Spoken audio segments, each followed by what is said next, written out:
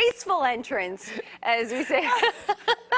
See, it's a good thing you didn't have the big old heels on, right? Exactly. Yes. Barefoot's always better. Wow. Okay, I'm ready. Okay, here we go. First one, you just explain it. I don't know what's going on here. Oh, that's not it. Go to the first one. Oh, okay, 1 second. Here we go. At the end of every season, my crepe myrtle gets sticky stuff all over its leaves. How soon can I spray? Okay, so first of all, I always want to just say this. Never spray unless you know what you're spraying for, right? Because there's herbicides, pesticides, miticides, things to control foliar fungus. So there are all-purpose sprays, and hopefully you're using something that's sort of more organic. So crepe myrtles get many sucking insects. They get mealybugs, they get scales, they get aphids, and I have a feeling that's probably one of the insects. And like I've said before, they're phloem suckers. So what they do is they suck the sugar out of the plant and then they poop it out, and it's very sugary. So then the ants come. So most likely you have one of those. So this time of year, go ahead and use a horticultural oil, a dormant oil spray, and what it does is it could smother any overwintering eggs or larvae of those insects, and then do it again when the leaves come out up until it gets hot, because you never want to spray oil when it gets warm and too hot because it could burn some foliage. So that's most likely what's going on. It's very rare for plants to ooze sap that covers the whole entire leaves. So it's most likely at a sucking insect, which is common on crepe myrtles. Is that's the same as neem oil or totally different? Different, but Okay. very good, Melissa. I know. See, I have neem oil and I have a crepe myrtle, You know, so I'm I'm like sitting here taking notes. now, and you could just come on over here. Yes, neem oil actually is great for insects.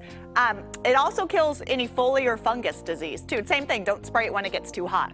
Okay. Yeah, good girl. Yeah, see? First I told her I never listen, and then I did. It's like osmosis. Here we go. This plant is getting too tall. Should I repot or cut it?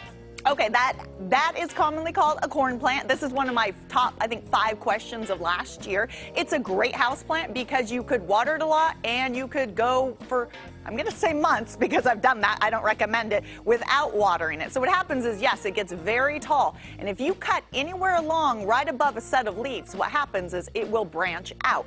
So you could cut it wherever you want to have it branch out, and then the piece you cut off you could start in water or soil because it will make a new plant. I don't think that plant needs to be repotted. It looks okay. They actually can be pot bound, so I would go ahead and cut it down to where a good size that you want. Okay, and then here's another one here. Can you tell me what this is and how it forms? Okay, so I'm not a mycologist. I get a lot of fungal questions.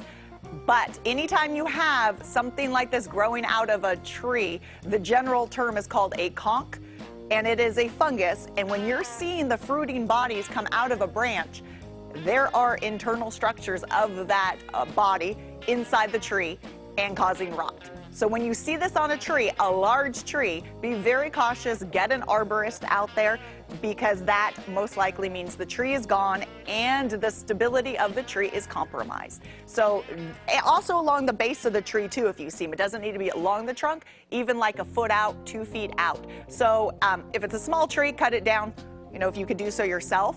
But if it's a large tree, get an arborist out there. Okay, and then speaking of trees, that's what this one has to do with. It says ooze is dripping from it. We cut off the branch, but it's still oozing. Should we cut it down? Okay, yeah, there's a lot of bark peeling, just like that Japanese maple that I mentioned in the previous segment. When you have peeling, what happens is that causes an entrance for like fungus and bacteria and borers. And this is the exception of when you have oozing on your tree. When large chunks of it are oozing, it's called gummosis, and it's just a general term for sap coming out of your tree, and that's usually indicative of a fungus, bacteria, or insect in there causing problems to your tree. So that does not look good. If it has multiple branches with it, I would go ahead and just cut it down. So. All right, thanks, Marlene. How can people get a hold of you when you're not on our show? On Facebook, Marlene the Plant Lady, and Instagram, Simon Says Garden. And keep in mind, she's very busy, so, you know, it may take her a few days. Don't get angry, right? People get very testy if you're not. They're generally pretty nice. Just every once in a while, they're like, I need to know now. Oh, there you go. Welcome to our world. All right, thank you very much, Marlene. We love it. It's either Oscar Sunday or George.